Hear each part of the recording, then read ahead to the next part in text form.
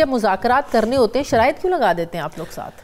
دیکھیں بات یہ ہے کہ ایکچولی جو آپ نے پہلے بات آپ کر رہی تھیں اپنے وہ اس میں ابتدائیہ میں، دیکھیں پاکستان تحریک انصاف نے کبھی بھی مذاکرات سے انکار نہیں کیا.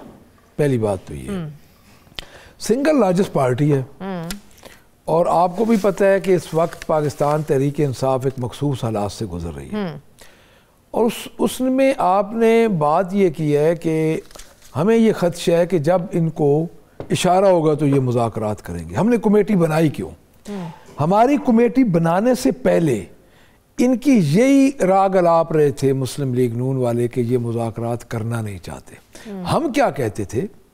ہم کہتے تھے کہ ہم با اختیار مذاکرات کرنا چاہتے ہیں، با اختیار لوگوں سے، با اختیار مذاکرات اور با اختیار لوگوں سے. تو اشارہ کس کی طرف تھا؟ اسٹیبلشمنٹ کی طرف. بالکل آپ ٹھیک کہہ رہی ہیں، یہ کھلی بات ہے.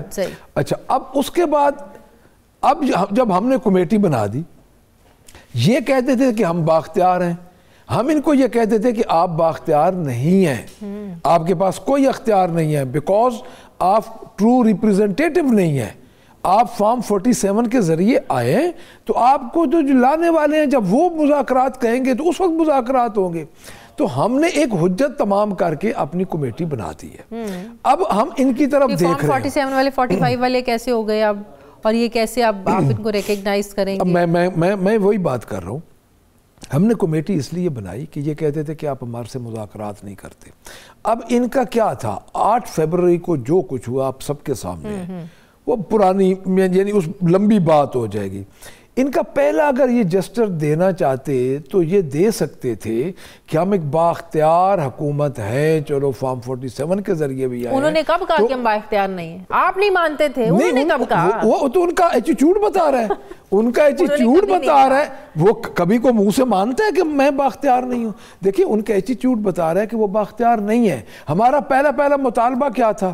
ہمارا پہلا مطالبہ یہ تھا کہ 9 مئی کا جوڈیشل کمیشن بنایا جائے. ٹھیک ہے. اور میں آپ کو ایک اور عرض کر دوں، اگر یہ 9 مئی کا جوڈیشل کمیشن بنا دیتے تو کئی ایسے واقعات جو ہوئے ہیں وہ نہ ہوتے جو نہیں ہونے چاہیے تھے. دیکھیں بات اگر 24 نومبر کی طرف اشارہ کر، میں بالکل 24 نومبر کی طرف اشارہ کر رہا ہوں. اگر یہ ایک جوڈیشل کمیشن ہوتا اور وہ جوڈیشل کمیشن کام کر رہا ہوتا تو ہم نے احتجاج کیوں کیا ہے؟ احتجاج لگتا ہے کہ اسٹیبلشمنٹ کے دروازے پہ دستک دے دے کہ آپ لوگ اتنا تھک گئے ہیں، ادھر سے اندر سے کنڈی کھولنے کو وہ تیار نہیں ہے، وہ دروازہ کھولنے کو تیار نہیں ہے. تو اب آپ لوگ احتجاج کر کے دیکھ لیا، اسلام آباد آ کر دیکھ لیا، آپ لوگوں نے کئی دال گل نہیں رہی آپ لوگوں کی. اب آپ کے پاس کیا آخری آپشن ہے؟ میں آپ کو بتاتا ہوں. آپ لوگ شاید اسی لیے وہ بھی کہتے ہیں کہ گھٹوں کے بل آ گئی ہے. میں بتاتا ہوں آپ کو. دیکھیں بات یہ ہے کہ کچھ شرائط ہیں اگر وہ شرائط مان لیں تو کنڈی ہر دروازے کی کھل سکتی ہے. اچھا. خان صاحب صبح باہر آ سکتے ہیں، صبح اس رات میں ان کی باتیں مان لیں، خان صاحب صبح باہر آ سکتے ہیں.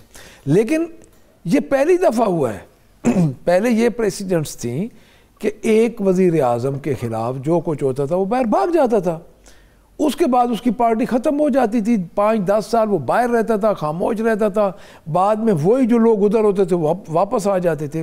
اس دفعہ کیوں لوگ خان صاحب کے ساتھ کھڑے ہیں، بانی پی ٹی آئی کے ساتھ کیوں لوگ کھڑے ہیں؟ اس لیے کہ وہ بیٹھا ہے، ڈٹ کے بیٹھا ہے، ان کی بات نہیں مان رہا. ضرورت مند ہوتا ہے نا وہ شرائط نہیں لگاتا. اس وقت آپ لوگوں کو ضرورت ہے مذاکرات کی، پھر شرائط بھی وہ لگا رہے ہیں. دیکھیں ہمیں اتنی ضرورت نہیں ہے. اچھا نہیں ہے، ہمیں اتنی ضرورت نہیں ہے جتنی وہ سمجھ رہے ہیں. ہم نے کیسز فیس کر رہے ہیں. اچھا. اور تمام پارٹی کیسز فیس کر رہی ہے، ایک بڑے مخصوص حالات سے گزر رہی ہے. دیکھیں خان صاحب کی بیگم پہ کیسز رہے ہیں اور 9 ماہ وہ جیل میں رہی ہیں اور اس کے بعد وہ جیل میں رہ کے دوبارہ ان پہ 302 کی FIR. ایک ایسی خاتون جو کہ گھریلو خاتون تھی، نہتی خاتون پہ پچھلے دنوں آخری FIR 302 کی ہوئی ہے. یعنی یہ کہاں اس ملک کو لے کے جا رہے ہیں؟ دیکھیں جو ڈی چوک والا واقعہ ہے، اس واقعے کو آپ سمجھتے ہیں کہ جو کام اس میاں شہباز شریف نے کیا ہے، جو اس کی گورنمنٹ نے کیا ہے، وہ جو اینڈ پہ کام ہونا چاہیے تھا وہ اس نے پہلے ہی کر دیا. دیکھیں فائرنگ تو ہوئی ہے، گولی چلی ہے، اس میں کوئی شک نہیں ہے، گولی چلی ہے. ایک بندہ بھی اگر شہید ہو جائے تو وہ بھی پوری انسانیت کا قتل ہے.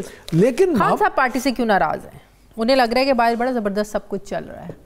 وہ پارٹی کی اسٹریٹجی سے کیوں ناراض ہیں. انہوں نے پرسوں صحافیوں سے بات کرتے ہوئے ڈیالہ میں یہ بات کی ہے کہ جب میں اخبار پڑھتا ہوں تو مجھے لگتا ہے کہ باہر تو سب کچھ اچھا چل رہا ہے. مجھے پارٹی سے امید تھی کہ یہ ڈی چوک کا معاملہ ہے وہ پارلیمنٹ میں اٹھائیں گے, ڈیفرنٹ فورمز پر اٹھائیں گے, نہیں اٹھایا. پھر وہ کہتے ہیں کہ انہوں نے یہ بھی اس پر آپ لوگوں نے کوئی اسٹریٹجی نہیں بنائی کہ ایک کیس اگر ان کے خلاف ختم ہوتا ہے دوسرا شروع ہو جاتا ہے, دوسرے میں ان کو وہ جو ہے وہ لگا دیتے ہیں, اس پر بھی پارٹی کچھ نہیں کرتی ہے. مطلب کہ خان صاحب کا اپنی پارٹی پہ ٹرسٹ ڈیفیسٹ اتنا زیادہ بڑھتا جا رہا ہے, وہ عدم اعتماد کیوں کرتے جا رہے ہیں اپنی پارٹی پہ. تو کمیٹی جو آپ لوگوں نے خان صاحب نے بنائی ہے, دوسرے لوگ کیسے اعتبار کریں گے اس کمیٹی؟ خان صاحب کو خود اپنی پارٹی پہ یقین نہیں ہے. میں بتاتا ہوں آپ کو, خان صاحب کی بات بالکل ٹھیک ہے. دیکھیں جس لیول پہ خان صاحب کی سوچ ہے ڈیفینیٹلی وہ اندر ہیں, اور پنجاب میں جس لیول کی فسطائیت ہے وہ بھی آپ کو پتہ ہے. بٹ یہ ضرور ہے کہ اتنی بڑی تکلیف کے بعد دیکھیں ہمارے اوپر ڈائریکٹ فائرنگ ہوئی ہے, ایک سیاسی جلوس کے اوپر فائرنگ ہوئی ہے. اس سے پہلے کافی زیادہ طریقے تھے وہ استعمال کر سکتے تھے, اور میں اب آپ کو یہ بھی ایک بات بتا دوں کہ یہ فائرنگ ان کے گلے پڑے گی. یہ فائرنگ جمہوری حکومت جو ماڈل ٹاؤن والا کتنا آپ نے ان کے گلے میں ڈالا, حکومت رہی آپ کی 3.5 سال, میں بھی آپ کو یہی بتاتا ہوں, ہر چیز ہضم نہیں ہوتی, یہ ہضم نہیں ہوگی. اچھا. اور دوسری بات یہ ہے کہ خان صاحب کی جو بات ہے وہ بالکل ٹھیک ہے. دیکھیں اس وقت جو پارٹی ہے وہ پارٹی اس وقت اتنی مشکل حالات میں گزر رہی ہے کہ اگر آپ دیکھیں 8 فروری کے بعد ہم نے کتنے احتجاج کیے ہیں, اور ہر احتجاج سے پہلے انہوں نے ہمارا احتجاج کامیاب کیا. ایک اور بات سے مجھے آپ کی بات سے اتفاق نہیں ہے, ہمارا یہ احتجاج اس سینس میں ناکام نہیں ہے کہ ہمارے بندے نہیں نکلے, اس سینس میں ضرور ہمارا یہ ہوا ہے کہ ہمارے اوپر ظلم ہوا ہے اور بے گناہ بندوں کو شہید کیا گیا ہے. پنجاب سے کون گیا تھا, کیسے نکلے تھے پنجاب سے؟ میں بتاتا ہوں, پنجاب آپ لاہور میں رہائشی ہیں, آپ مجھے یہ بتائیں کہ 20 نومبر سے لے کے 24 نومبر تک پنجاب کو ایک پنجرہ نما جیل بنا دیا. تو وہی تو ناکام تو ہو گیا نا, حکومت نے ناکام تو کر دیا. میں عرض کرتا ہوں آپ کو, لوگ نکلے ہیں, لوگ ڈٹرمن تھے. آپ کو یاد ہے 2007 میں میاں نواز شریف آیا تھا پنڈی ایئرپورٹ پہ, ایک بندہ نہیں پہنچا تھا. جی یاد ہے مجھے, بالکل یاد ہے. کیا اسے ان کی پارٹی ٹوٹ گئی تھی؟ اس ٹائم کیا تھا, اس ٹائم کیا جمہوریت تو نہیں تھی, کون تھا, ایک ڈکٹیٹر تھا. اس تو ڈکٹیٹر تھا, لیکن اس وقت ایک حکومت جمہوریت بھی تھی, اس وقت وزیر اعظم بھی تھا, اس وقت وزیر اعلیٰ بھی تھا. اصل بات یہ ہے کہ کبھی بھی ایسے ہتھ کنڈوں سے سیاسی پارٹی ختم نہیں ہوتی. اچھا, اب آپ جو آخری ہتھ کنڈا سمجھیں خان صاحب کو جیل سے نکلوانے کا, سول نافرمانی, جس پر آپ لوگوں کے جو اپوزیشن کے اتحادی ہیں, اچک زئی صاحب, وہ کہہ رہے ہیں, وہ اپیل کر رہے ہیں کہ اس کو مؤخر کرتے ہیں. انہیں بھی شاید لگ رہا ہے کہ آپ لوگوں کی اسٹریٹجی ٹھیک نہیں ہے, نہ تو احتجاج کرنے کی, وہ بھی کہنے پہ مجبور ہو گئے ہیں کہ آپ لوگوں کی احتجاج کی جو پارٹی کی اسٹریٹجی ہے وہ ٹھیک نہیں ہے, آپ صوبائی سطح ضلعی سطح پر آپ لوگ کر رہے ہیں. سول نافرمانی کے لیے وہ آپ لوگوں کو کہہ رہے ہیں کہ مؤخر کریں, تو کر رہے ہیں مؤخر اس کو؟ نہیں, اس میں آپ کو عرض کرتا ہوں. دیکھیں اچک زئی صاحب کا اپنا نقطہ نظر ہے. جو اتحادی ہوتے ہیں, جو سیاسی جماعتیں ہوتی ہیں, وہ بالکل اپنا مشورہ بھی دیتے ہیں, بلکہ ان کا مشورہ خان صاحب تک پہنچ بھی گیا ہوگا, وہ آنر بھی کرتے ہیں. لیکن اصل بات یہ ہے کہ ہم اس پوزیشن تک پہنچے کیوں؟ دیکھیں سول نافرمانی کا ہماری پارٹی کے اندر یہ انڈر کنسیڈریشن ہے, چل رہا ہے. خان صاحب نے کنڈیشنلی کہا ہے کہ مذاکراتی کمیٹی بنا دے.